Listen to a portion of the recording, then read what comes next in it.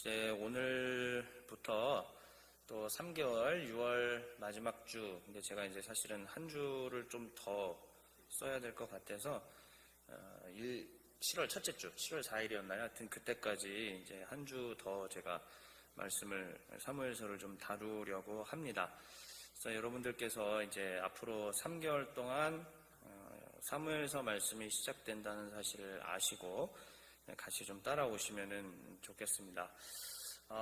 이제 큐티는 뭐 진작에 벌써 사무엘서가 시작이 됐고요. 벌써 이제 언약궤 관련된 이제 4장, 5장 그 얘기가 가고 있는데, 여러분들 중에서 하나님 말씀이 밝은 분도 있지만은 또 밝지 않은 분들이 계시는 것을 잘 알고 있습니다. 그렇기 때문에 제가 차근차근 좀 천천히 설명을 해서 앞으로 여러분들이 스스로 사무엘상의 말씀을 받아 먹는 데 있어서 좀 필요하게끔 그렇게 만들어 드릴 테니까 여러분들이 믿고 좀 따라와 주시면은 대단히 감사하겠습니다. 그래서 지금 이제 첫 번째 이야기들을 하려고 하는데, 먼저 이제 저를 보세요. 이제 오늘은 개관을 할 겁니다. 개관을 할 건데, 개관에 앞서서 이제 저와 함께 이런 얘기, 조금 이제 이런 얘기를 좀 해보고 싶습니다. 뭐냐면, 지금 3년 동안 제가 여러분들과 함께 우리의 표어, 목표로 삼은 것이 뭐죠? 조 회장님? 그렇습니다. 우리는 성경의 해석자가 되자이고요.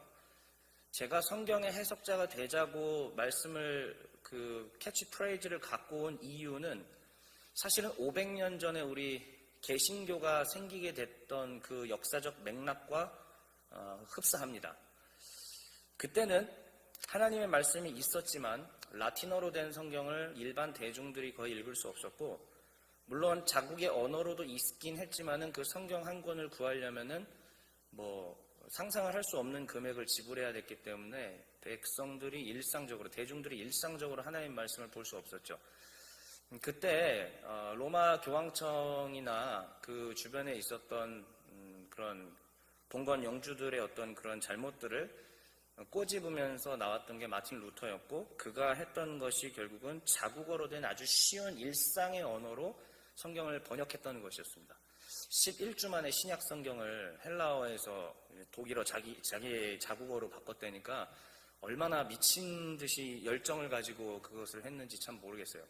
근데 그 루터가 했던 일은 뭐냐면은 결국 일반 대중들로 하여금 하나님 말씀을 갖게 만들자라는 얘기였고, 대중들로 하여금 하나님의 말씀을 갖게 한다라는 의미는 대중들로 하여금 한 명 한 명이 하나님과 직접 대면하게 만들자라는 얘기였습니다. 자, 그러면 세월이 그때부터 500년이 흘렀어요. 우리는 그때에 비해서 뭐 유럽 사회와 지금 한국 사회를 그대로 비교할 수는 없지만은 그래도 뚜렷하게 우리 한국 사회는 이제 20, 30대들이 대부분이 다 대학물을 먹었습니다. 고등교육을 받았죠. 대부분이 고등교육을 받았기 때문에 글을 읽고 해석할 수 있는 능력들이 과거 지난 어느 세월, 어느 시대 때보다도 앞서 있고 앞으로도 더 그렇게 되겠죠. 무슨 얘기냐?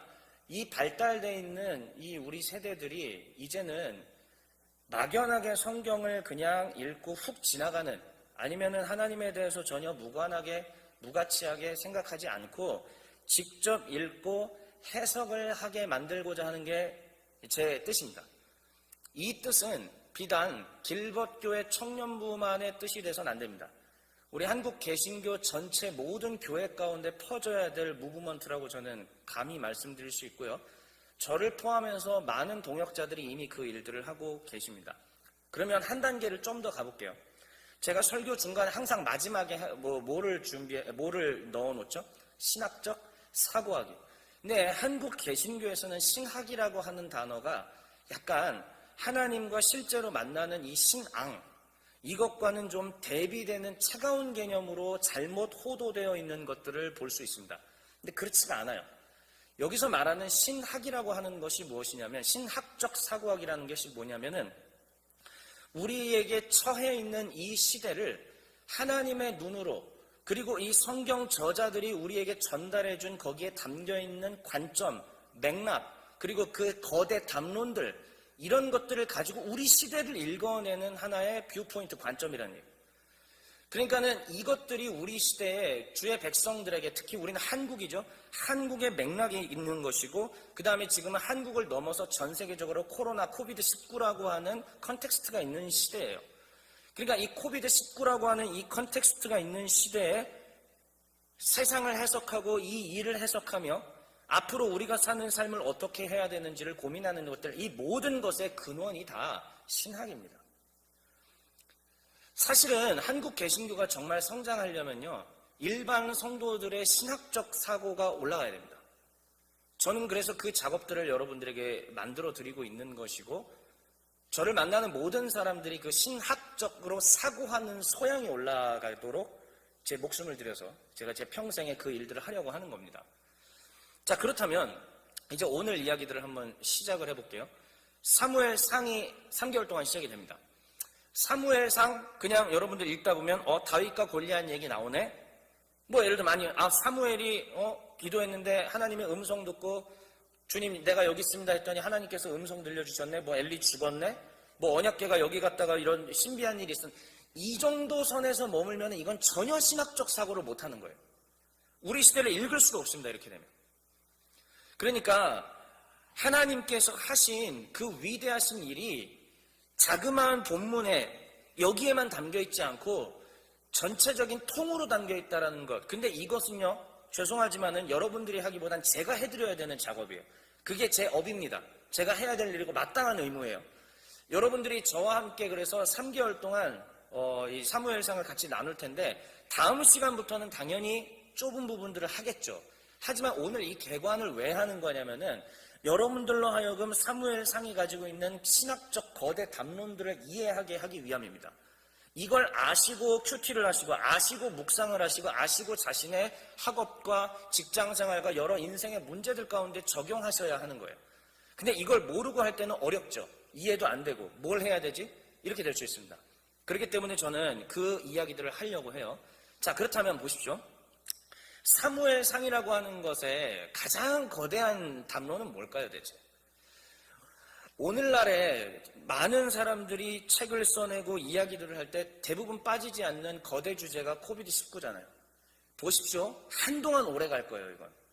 오랫동안 코비드19, 그리고 2014년에 있었던 세월호 사건, 수년 동안에 우리에게 키워드가 돼서 아이콘이 돼서 여러 가지 이야기들을 하게 되었습니다. 그런 것들이 그 시대적인 어떠한 그 중요한 내용이거든요. 그러면 사무엘상이 가지고 있는 건 뭐겠냐 이거예요. 사무엘상이 말하고 있는 내용 이면에 사무엘상이 처음 기록됐을 때 사무엘상을 기록한 사람들에 의해서 결국 그 시대가 읽혀지는 거예요. 다시요. 지금 여기서 다윗 이야기가 나오고 솔로몬 아니죠. 다윗 이야기, 사무엘 이야기, 사울 이야기가 나오는데 다윗과 사울과 사무엘의 이야기만 중요한 게 아니라 이 글을 기록하고 있는 그 시대 사람, 이 글을 저술하고 있는 그 시대의 아이콘이 뭐냐 이거예요. 오늘날의 우리처럼 코비드19냐, 아니면 100년 전에 스페인 독감이냐, 아니면은 일제 식민 침략이냐, 이런 그 큰 커다란 것들이 있지 않습니까? 이때 뭐냐 이거예요. 사무엘, 우리는 상하, 열왕기, 상하 이렇게 얘기하지만 아주 먼 과거 사람들은요, 이 책들을요, 전부 다 열왕기 1서, 열왕기 2서, 열왕기 3서, 열왕기 4서라고 했어요. 우리는 지금 사무엘, 상하, 열왕기, 열왕기가 다 다른 책 같죠. 근데 사실은요, 예전에 아주 오래전에는요, 이거를 열왕기 1서, 열왕기 2서, 열왕기 3서, 열왕기 4서라고 불렀어요. 쉽게 얘기하면 하나의 책이란 얘기예요. 하나의 관점이 담겨있는 책이란 얘기죠. 자, 그렇다면 열왕기 하가 맨 마지막에 얘기하고 있는 내용이 뭐냐? 열왕기 하가 하고 있는 내용은 이 나라 유다가 바벨론에 의해서 망했다. 망했는데 여호야긴 왕은 그래도 회복했다. 이걸로 이 내용으로 얘기가 끝나요. 쉽게 말하자면은 지금 이스라엘 구약의 역사서들을 지금 우리 사무엘서나 열왕기서나 전부 뭘 지금 전제하고 얘기를 하고 있냐면은 우리나라 망했다. 우리나라가 망했는데 왜 망했느냐? 그리고 앞으로 지금 다시 우리가 하나님께로 돌아가서 잘 살려면, 주의 뜻대로 온전하게 살려면 우리는 과거로부터 무엇을 배워야 하느냐 이거예요. 그러니까 과거로부터 사무엘 이야기를 배우는 거고 과거로부터 사울과 다윗의 이야기들을 배우면서 지금 우리 시대, 우리는 바벨론에 의해서 망했다가 이제 풀려날 상황 가운데 있는데 이때 우리는 이걸 어떻게 이해하고 우리 시대에 적용하며 살아야 되냐. 이게 그 당시 이 책이 기록되어 있는 그 상황의 가장 중요한 키워드입니다. 나라가 망했다? 그래, 나라가 어떻게 하면 회복해서 하나님 뜻대로 잘 살 것인가. 그러니까 사무엘상을 여러분들이 이해하시려면 이 책이 기록됐던 시대, 곧 나라가 망했었던 시대, 절대 사무엘이 쓴 책이 아니에요. 이름만 사무엘상 하지 사무엘이 쓴 책이 아닙니다. 이거는. 그러니까 나라가 망한 뒤에 어떻게 하면은 우리가 이것을 하나님 뜻대로 돌아갈 수 있을 것인가, 거기서 교훈을 얻도록 그 당시 사람들이 만들어낸 이 역사를 가지고 저술해낸 책이라는 것을 이해하셔야 돼요. 자, 그게 사무엘서가 말하고 있는 가장 거대 담론입니다. 우리나라에게도 굉장히 적용하기가 쉽겠죠. 앞으로 통일을 이루어내야 되죠. 뭐 통일을 바라지 않는 분도 계시겠지만 어쨌든 우리는 식민 통치, 그다음에 6.25 한국전쟁, 그다음에 여러 가지 뭐 이 역사의 큰 줄거리들이 있잖아요. 근데 우리는 아직 풀리지 않은 민족이잖아요. 한국은. 그러니까 우리 한국 민족은 이 내용들이 굉장히 다른 나라에 비해서 훨씬 더 잘 적용할 수 있으리라고 생각을 해요. 자, 이제 여러분들 어떻게 이것들을 적용해야 될까요? 자, 지금부터 들어가겠습니다. 이제 글씨가 잘 안 보이죠? 마치 대학 지금 강의 이제 첫 시간 강의 계획서 설명하는 것 같은데, 제가 지금 3개월 동안 이런 식으로 설명을 합니다. 다음 주에는 교회 40주년이기 때문에 담임 목사님께서 오실 거고요. 그 다음 주에는 제가 그 홈페이지에 공지해 드렸다시피 찬양 예배로 진행되기 때문에 제가 설교가 5분밖에 안 돼서 이걸 또 뺐고, 그래서 오늘 이후에 이제 5월 2일부터 두 번째 시간이 이어지게 돼요. 보시면 글씨가 보이시면은 보시고 안 보이시면은 그냥 대충 얘기만 이제 슬쩍 들으셔도 되는데, 보면은 두 번째 시간 제목이 생명을 잃어버린 시대라고 되어 있습니다. 여기서 우리는 대조되는 그 그림들을 봐야 돼요. 이제 뒤에 더 자세히 설명하겠습니다. 생명을 잃어버린 시대로부터 사무엘서는 얘기가 시작이 되고요. 근데 어떻게 해서 다시 생명을 찾아오느냐, 이게 관건입니다. 그러니까 지금 현재 기록되는 자기 시대도 생명을 잃은 시대가 됐잖아요. 나라가 포로가 됐잖아요. 근데 어떻게 하면 우리가 다시 하나님께로 돌아가서 생명을 얻을까 궁금하겠죠. 그 과거로부터 이걸 배울 수가 있는 거예요. 그래서 생명이 다시 밝아오는 시대가 도대체 과거에 우리 조상들의 역사에서는 어떻게 펼쳐졌는가 보자, 이렇게 되는 겁니다. 그런데 그 가운데 두 개의 갈림길이 있었던 거예요. 이스라엘 역사는 신정 통치를 하느냐, 왕정 통치를 하느냐. 그러니까 중앙 집권적인 이 제왕 통치가 이때 처음으로 나타나게 되는데, 그 갈림길에서 있었던 갈등 상황들을 다루게 됩니다. 그 다음에 결국은 왕정 정치를 선택했을 때에 좋은 점은 무엇이고 나쁜 점은 무엇인지 진행되는 사울의 역사를 통해서 우리가 발견할 수 있습니다. 그리고 난 뒤에 등장하는 다윗. 이 다윗이 결국은 이스라엘 민족에게 있어서는 자신의 최고의 조상이거든요. 그러니까 우리는 어디로 가야 되느냐. 지금 나라가 망했잖아요. 우리는 어디로 돌아가야 되느냐. 다윗으로 돌아가야 된다. 이게 그들의 캐치프레이즈예요. 그 당시. 그러니까 우리의 조상 다윗은 어떻게 살았고, 그는 어떻게 하나님의 말씀대로 했으며, 그가 어떻게 이스라엘 나라를 일으켰는가를 배우자라는 것입니다. 그래서 제가 여기에 대한 요목들 중요한 것들을 잘 넣어놔서 이렇게 진행할 것이고, 이것은 여러분들이 홈페이지를 들어가시면은 보고 배우실 수 있습니다. 자, 그러면 사무엘서 내러티브 구조를 한번 보겠어요. 오늘은 개관이니까 좀 어려운 얘기들을 계속 하겠습니다. 자, 여러분 사무엘서 상하 전체가 어떻게 되어 있냐면은 크게 세 덩어리예요. 첫 번째는 사무엘이라고 하는 인물과 관련돼서 1장부터 8장 쭉 한 8장 정도가 이야기가 진행이 됩니다. 그 다음에 두 번째는요, 8장 이후에 왕을 요구하는 백성들의 요구에 못 이겨서 왕을 세우게 되죠. 그게 누구냐면, 누구죠? 대답해요, 빨리. 누구죠? 사울입니다. 그래서 사울 왕이 등장해서 이 두 번째 장면은 사울과 관계된 장면이 쭉 펼쳐지게 됩니다. 물론 중간중간에 이 인물들이 저렇게 딱 잘라져 있는 건 아니라 다 크로스돼서 서로 이렇게 오버랩돼서 가긴 하지만, 일단은 그 등장 시점으로 제가 자른 겁니다. 그래서 사울이 등장하고 사울의 치세가 있었지만은 뭔가 문제가 생겼어요. 그래서 하나님께서 사울을 왕으로 세우신 것을 후회하시고 새로운 사람을 왕으로 세우셨으니 그가 누굽니까?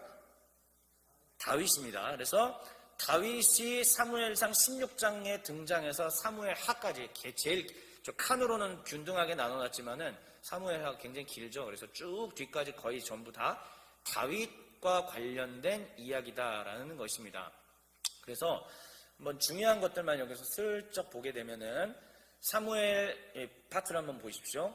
사무엘이 등장하면서 누가 퇴장합니까? 예, 이걸 여러분들 대답해 주셔야 돼요. 따라오셔야 돼요.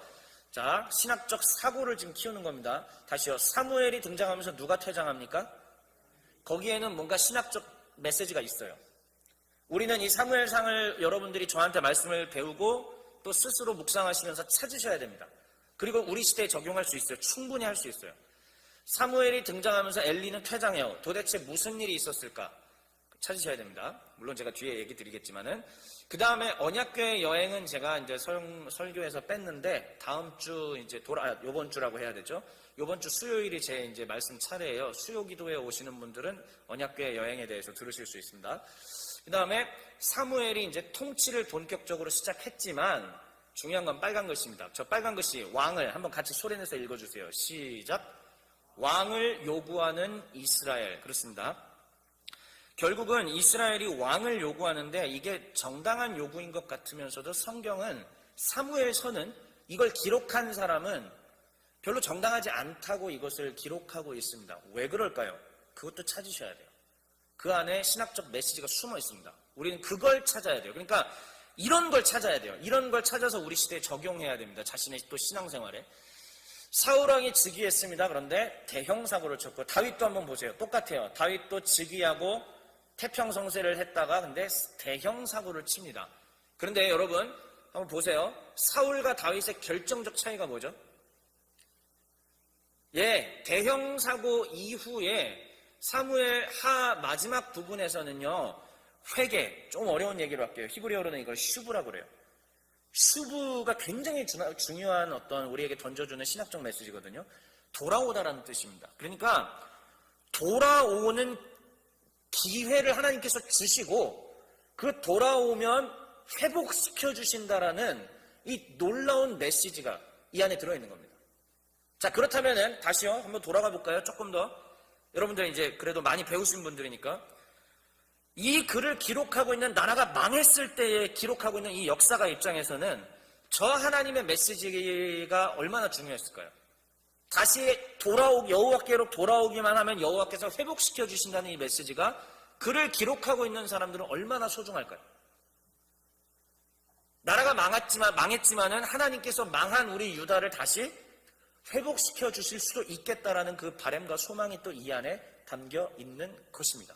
실제 역사, 다윗과 관련된 실제 역사였지만 또한 그들의 시대의 바람이기도 한 것이죠. 이것이 첫 번째 내러티브 구조이고요. 두 번째는 이렇습니다. 두 번째는 사무엘서 전체는 기도로 시작해서 기도로 끝나게 됩니다. 첫 번째 사무엘상 2장에는 그 유명한 한나의 기도가 나옵니다. 한나는 누구죠? 누구의 엄마? 예, 사무엘의 엄마죠. 아이를 낳지 못하는 슬픔 가운데 기도했고 하나님께서 응답하여 주셔서 사무엘을 주셨죠. 그리고 난 다음에 그가 예언적인 메시지를 담아서 했던 기도 내용입니다. 그 예언적 메시지는 뭐 아주 어마어마하게 중요한 우리 기독교에서 굉장히 중요한 메시지가 한나의 기도 안에 들어있거든요. 그래서 이 한나의 기도로 이야기가 시작되는데 거기에서도 하나님께서 기도를 들어주시고 건져주셨다는 찬송이 나오고요. 그 다음에 마지막 사무엘하 22장, 물론 23장, 24장이 있지만 그 두 개는 부록입니다. 그러면 다윗의 기도로 이야기가 마치게 되는데 이 다윗의 기도는 뭐냐면 다윗이 여러분들 어떻게 살아왔는지 오랫동안 교회 다닌 사람들은 대충 알죠? 교회 처음 오신 분들은 잘 모르겠지만 험난한 삶을 살았어요. 정말 험난하고 고통스러운 삶을 살았던 게 바로 다윗인데 이 다윗이 고통스러운 삶, 대적들로부터 둘러싸여서 죽음의 위협을 겪고 정말 어려움과 많은 피눈물을 흘렸던 그런 삶이었는데 다윗의 기도는 뭐냐? 하나님께서 나를 이기게 하셨다 하면서 구원의 하나님을 찬양하는 내용으로 얘기가 마치게 됩니다. 그래서 커다랗게는 사무엘서는 하나님께서 우리의 기도를 잘 보셔야 돼요. 저 기도에다가 제가 형광펜 칠했잖아요. 사무엘서의 가장 거대 담론 하나님은 우리의 기도를 들으신다는 돌아갈 수 있는 길을 주신다는 얘기예요. 그러니까 아까 말했죠. 다윗에게 있어서 사울과 달랐던 점은 회개의 가능성이 있었잖아요. 근데 저 내용의 핵심인 거예요. 사무엘서 전체가 우리한테 주고자 하는 메시지는 뭐냐? 봐라. 우리 시대가 망한 것 같지만, 우리 시대가 끝난 것 같지만, 지금 우리는 바벨론에 의해서 포로가 되어서 이 모양 이 꼴로 살고 있지만, 돌아가면 하나님도 우리에게 돌아오신다. 그리고 우리가 돌아가서 하나님께 말씀드리면 하나님도 들으신다라는 얘기예요.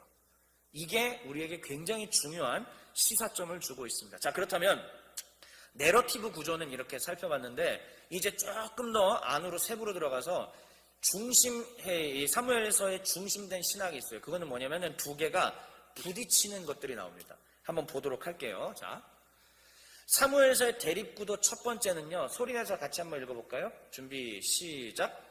하나님의 통치, 제왕들의 통치. 이 두 가지입니다. 아까 말씀드렸다시피 사무엘이 다스리고 있었던 시대까지는 하나님이 직접 다스리시는 신정정치예요. 그런데 8장 막바지에서 사람들이 백성들이 요구하죠.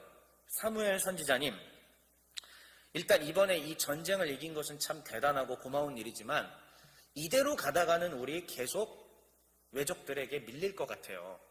우리도 중앙 집권을 해서 다른 저기 있는 나라들처럼 우리도 중앙 집권을 해서 강력한 군대와 무기를 가지고 삽시다. 그러면 우리도 잘 살 수 있지 않을까요? 하면서 왕정에 대한 요구를 하는 장면이 등장합니다. 그런데 여기서 말하는 하나님의 통치냐 제왕들의 통치냐 이렇게 해서 신정이냐 왕정이냐라고 제가 대립을 해놨지만 사실은 신정이냐 왕정이냐라는 이 눈에 보이는 겉껍데기의 정치 체제가 중요한 게 아니라 그 안에 하나님이 계시냐 안 계시냐를 지금 이 사무엘서 저자는 우리에게 고발해주고 있는 거예요. 우리의 조상들이 처음에 왕정을 도입했을 때, 자 보세요. 지금 이 책이 기록됐던 시점은 왕정이 끝난 시점이에요. 왕이 사라졌어요. 여호야 긴 왕은 지금 잡혀가 있고 시드기야 왕도 죽었습니다. 눈알 뽑히고. 왕정이 다 끝난 상태인데 왕정의 첫 번째로 돌아가서 역사를 공부하는 거예요. 지금 돌아가서. 우리의 첫 조상들이 왕정을 달라고 했을 때 그들은 과연 진짜 하나님이 통치하시는 왕정을 요구한 건지 아니면 하나님 물러가라고 한 건지를 보자는 얘기입니다. 사무엘서의 저자는 고발한 거예요. 그리고 교육을 해준 겁니다. 너희는 그렇게 하지 말아라. 그러면 이건 이 시점이 한참 더 뒤잖아요. 우린 지금 2021년은. 그 시공간을 초월해서 우리한테도 무슨 메시지, 엄청난 메시지가 오는 거예요. 우리도 과연 하나님을 왕으로 진짜 모시고 있는 기독교인으로서의 신앙생활인가 아닌가를 보자는 얘기죠. 처음 예수 믿었던 그 시점에 구원의 감격 없는 분들도 많죠. 근데 중간에 예수를 믿었던 사람들은 내가 죄 용서받고 구원받은 감격이 있거든요. 그럼 그때 정말 하나님이 왕이 되셨던 삶에서 지금은 우린 어디까지 와 있는가? 삶의 선택과 순간들을 여전히 내 선택과 내 순간으로 내가 결정해서 만드는 얼만큼 떨어졌는지 보자는 얘기예요. 사무엘서를 기록한 저자는 이 시대를 바라보면서 왕정 초기를 얘기해주면서 그걸 고발한 것처럼 우리도 똑같습니다.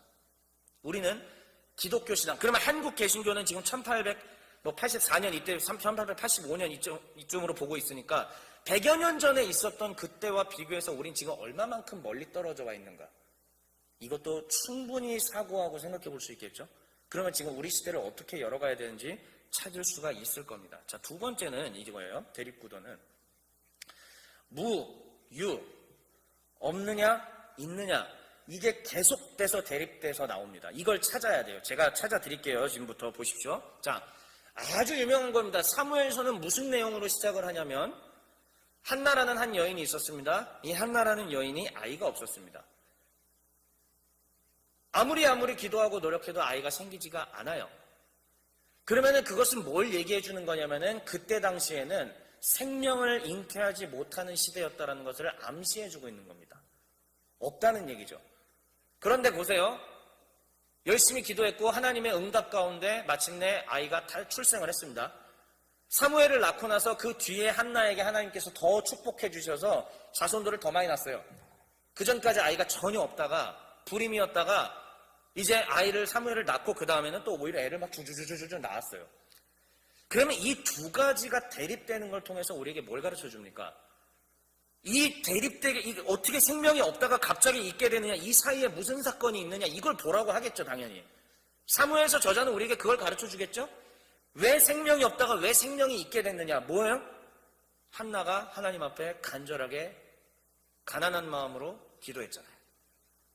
그게 여호와께 돌아간다라는 의미도 담겨 있는 것입니다.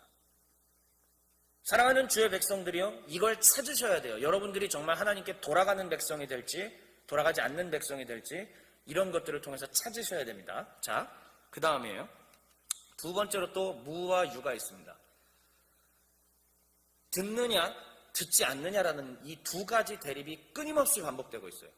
자, 저기 고약하게 생긴 사람, 무 쪽에 있는 고약하게 생긴 왕은 1대 왕이었던 사울입니다.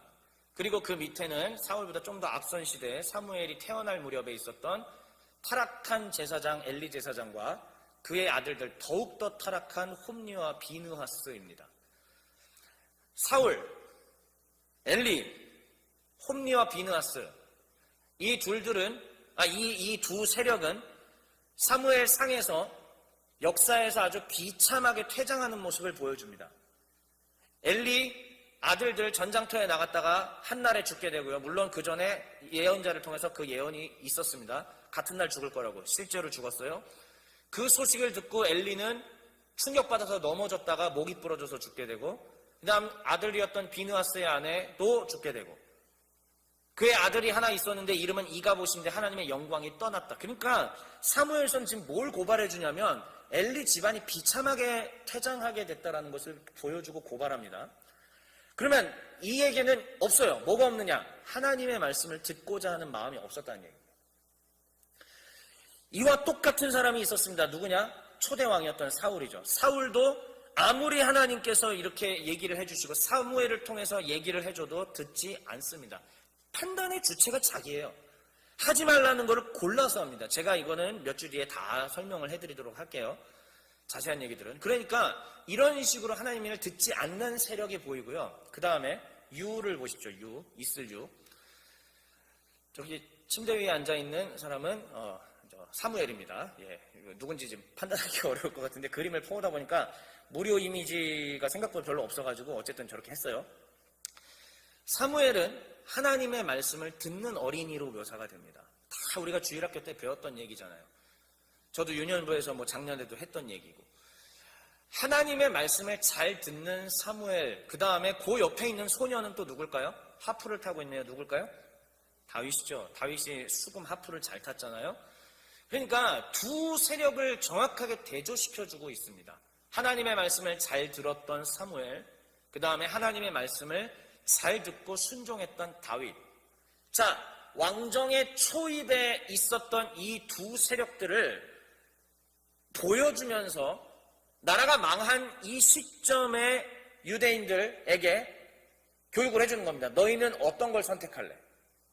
너희는 누구를 선택할 것인가를 지금 이 역사가는 우리에게 말씀해 주고 있습니다. 자, 오늘은 이제 빨리 끝나요. 지금 2시 55분밖에 안 됐어요. 자, 마지막 신학적 사고학입니다. 개관을 길게 했다가는 저 데모 일어날 것 같아가지고 짧게 준비했습니다. 자, 1번 한번 같이 읽어주시죠. 시작. 듣고자 하는가, 그래서 들리는가. 사무엘서를 여러분들이 앞으로 3개월 동안 묵상하시고 큐티하시는 가운데 찾아야 될 거대 담론입니다. 이거는 그러니까 세세하게 짜잘짜잘하게 또 하나님 주시는 것들이 있을 거예요. 근데 거대 담론이에요. 듣고자 하는가, 그래서 들리는가. 듣고자 하는 사람들은 사무엘과 다윗이었죠. 듣고자 하지 않았던 사람은 엘리와 홈니와 비느하스 사울이었습니다. 너희들은 누구의 노선에 설 것인가? 이것이 우리 하나님께서 던져주시는 메시지고요. 그 다음 중요한 건 이거예요. 사무엘은 하나님 주의 종이 여기 있습니다. 말씀해 주세요라고 했을 때 사무엘서에서 뭐라고 하냐면 하나님이 엘리 제사장은 이제 이렇게 망할 거고 저렇게 말을 말씀 주세요. 중요한 건 뭐냐? 하나님 했을 때 들렸다는 얘기예요. 자, 그 다음에 다윗이 사울에게 도망 다니는 그 신세들이 있었잖아요. 도망자 신세 때. 재미있는 걸 봤더니 도망하는 그 와중에도 위기의 순간인데도 하나님께 물어봤다고 성경이 기록해요. 사무엘서가. 와, 재밌죠? 그러니까 이게 던져주는 큰 메시지가 있는 거예요. 다윗은 거기서 하나님께 물어보는 것을 보여줍니다. 그랬을 때에 하나님께서 이렇게 해. 이길 거야. 가지 마. 이런 것들을 하나님은 말씀해 주셨다는 거죠. 사랑하는 길벗의 식구들, 자, 그리고 혹시나 또 온라인으로 지금 이 말씀을 듣고 계시는 또 다른 교인이 계시다면, 또 다른 사역자가 계시다면 한번 생각해 보세요. 들립니까? 먼저 얘기할게요. 저는 육성으로 하나님 소리 안 들립니다. 네, 저 육성으로 하나님 소리 안 들려요. 먼저 얘기할게요. 꿈과 환상으로 그렇게 보여달라고 했지만 하나님께서 꿈과 환상도 안 보여주십니다. 그런데 저는 하나님의 말씀을 소리를 듣습니다. 어폐가 있는 것 같다고요? 예, 어폐는 말 자체는 어폐가 있죠. 근데 전 분명히 하나님 뜻을 듣습니다. 우리 하나님 앞에 나아가서 듣고자 할 때, 오늘 담임 목사님 이 산상수훈 강의 7번째 시간 마음이 청결한 자가 핵심이었거든요. 마음이 청결한 자는 하나님을 본다고 얘기했어요. 근데 결국은 하나님을 듣고자는 하지만 사울은 왜 못 들었냐면은 자기 생각으로 가득 차서, 사실 듣고자 말은 했지만 사무엘한테 어떻게 말은 했지만 듣고자 하는 마음이 없었어요. 하지만 진짜 듣고자 하는 사람은 기준과 주도권도 다 내린 사람이에요. 하나님께서 말씀하시면은 내가 온전히 순종하겠다는 자세를 가질 때 그때가 진짜 순종이에요. 그러면은 들립니다. 저는 여러분들한테 제안을 드리는 거예요. 제가 경험자고 거짓 얘기하지 않습니다. 어릴 때부터 그렇게 안 살아왔습니다. 누구를 속이고 사기치고 그렇게 안 살아왔습니다. 제 경험을 분명히 말씀드립니다. 하나님은 살아계시고요. 하나님은 제가 말씀할 때 하나님 들으시고, 제가 요청할 때 침묵하실 때도 있지만 하나님은 말씀하셔요. 전 들어요. 다시 얘기합니다. 오해하지 말라고. 환상, 꿈, 육성 아니라니까요. 그거 아니고. 근데 확실히 들어요. 길은 여러 가지로 만들어 놓으셨으니까. 저는 여러분들한테 그 길이 무수히 열려 있다라고 주장합니다. 맞고요, 실제로. 듣고자 하시는데 실제로 들리냐 이거예요. 여러분들한테 지금 목장 모임을 통해서 큐티를 할 수 있도록 한 것은 뭐냐? 그동안에 원천적으로 하나님으로부터 듣고자 했던 것들을 여러분들이 닫고 살았잖아요. 근데 이제 그거를 듣고자 하는 자리로 가게 만든 건데, 다시요? 그래서 들리냐고요. 바라옵기는 이제는 들리는 과정으로 서서히 나아가기를 주의 이름으로 축원합니다. 하나님 소리가 들려야 돼요. 들려서 적용하셔야 돼요. 그리고 죄송합니다. 아니라고 생각할지 몰라도 완악해요, 우리는. 생각보다 완악해요, 우리들이. 완악한 우리들은 하나님의 소리를 듣고 깰 준비를 잘 안 합니다. 하지만 깨야 합니다. 그게 기독교 신앙이에요. 완악한 나의 심령을 깨고 하나님 앞에 돌아가게 만드는 것이 그게 진짜 신앙의 부딪힘이에요. 그게 부딪혀 오는 거거든요. 그럴 때 성장을 하는 거예요. 그럴 때 성장하는 거예요. 이게 없으면 이 기독교인으로서 성장이 없고 계속 그냥 어린아이 신앙으로 정체돼서 그냥 평생 그렇게 사는 거예요. 평생. 듣고자 하느냐, 그리고 그래서 들리느냐, 이걸 하나님 앞에 물어보시길 바랍니다. 두 번째 한번 읽어볼까요? 시작. 생명을 낳는가 아니면 소멸하는가. 대립구도 계속 있다고 했죠. 생명을 낳는 사람이 있고 생명을 죽이는 사람들이 있습니다. 여러분들은 어디에 속하여 있는지 생각해 보시기를 바랍니다. 그다음 마지막입니다. 시작. 누가 진짜 왕인가? 신정정치냐 왕정정치냐를 놓고 선택하는 장면들이 나오는데, 다시 말합니다. 신정통치, 그러니까 사사시대예요. 그러니까 이 사사통치를 그냥 받느냐 아니면 왕을 세워서 왕의 통치를 받느냐, 눈에 보이는 그 제도 문제가 전혀 아니었어요. 이건 눈에 보이는 이 정치체제, 정체의 문제가 아니라 진짜 그 안에 하나님을 왕으로 모시느냐 안 모시느냐, 이게 관건이었습니다. 제가 생각할 때, 제 생각에, 제 진단과 제 판단에, 제가 정답이라고는 말씀드리기 어렵지만 여태까지 제가 고민하고 판단하는 결과, 우리는 하나님을 왕이라고 고백하며 찬송 가사에도 늘 왕이신 하나님, 왕은 외쳤지만 하나님을 진짜 왕으로 모시지 않아온 세월이 한국 기독교가 좀 오래됐다고 봐요, 저는. 왕으로 모시면 절대 복종이거든요. 왕 앞에서는 그냥 무릎을 꿇고 부복하고 예 말씀하십시오 순종하겠습니다 이건데, 지난 오랜 세월 동안 우리는 하나님 말씀에 예 하지 않습니다. 그 비근한 예가 일단은 눈에 보이지 않는 하나님께 순종하는 것 자체가 일단 말도 안 되는 건데, 그래서 하나님께서 우리한테 주신 게 뭐냐면, 첫 번째는 부모에게 순종하는 것. 근데 오랜 세월 동안 지금 우리가 가고자 하는 시대는 부모님에게 순종하지 않는 시대가 이제 완전 정착이 됐어요. 이게 일종의 우리의 시대를 드러내주는 하나의 표지고요. 그 다음에 죄송합니다. 목회자가 오늘날에 얼마나 타락했는지 뭐 말 안 해도 잘 압니다. 뉴스, 신문 뭐 다 볼 수 있으니까. 저도 그래서 통렬한 반성을 갖고 살고 있습니다. 그럼에도 불구하고 하나님께서 어쨌든 지도자를 통해서 주시는 메시지에 여러분들이 어떻게 반응하는지 그거를 저도 보고 있지만은 사실 누가 보는지 아세요? 하나님 보신단 말이에요. 목회자가 얘기하는 게 뭐 진리는 아니에요. 절대 진리는 아닙니다. 제가 이렇게 하라고 해서 이렇게 해야 되는 것도 아니고 저렇게 하라고 저렇게 하는 것도 아닌데 자세는 보신다고요. 왜냐면 보세요. 엘리는 타락한 제사장이었지만은 엘리를 통하여서 사무엘은 하나님의 음성을 들었어요. 엘리가 뭐라고 얘기했죠? 한 번 더 그런 소리가 들리면 가서 예 하나님 저 여기 있습니다 말씀하세요 라고 해라. 그랬는데 그 말에 순종했을 때 이 어린이가 하나님 음성을 들었잖아요. 엘리 타락한 사람 맞아요. 무능력한 사람 맞아요. 자식 농사 잘못한 거 맞아요. 그럼에도 불구하고 하나님이 일단은 그 자리에 세워주셨기 때문에 그 기능은 여전히 하는 거예요. 그렇기 때문에 저희 사역자들은 하나님 앞에서 우리가 올바르게 하는 거를 철저히 겁내면서 두려워하면서 해야 되는 게 맞고요. 그러나 우리의 기능은 여러분들로 하여금 푸른 초장과 실만한 물가로 인도해주는 역할입니다. 여러분들에게 이것을 잘 하라고 좋은 길이라고 전해줬을 때 어떠한 자세로 이것을 받아들이면서 가는지를 제가 본다기보다 저도 보지만 제가 본다기보다 누가 보신다? 하나님이 보신다. 그 태도를. 그 안에서 사실은 신앙생활에 누가 진짜 왕인지가 드러나게 됩니다. 저는 바라옵기는 여러분들이 지금 오늘 이제 첫 시간을 통해서 저한테 사무엘서 개관을 배웠잖아요. 앞으로 평일에 제가 말했죠?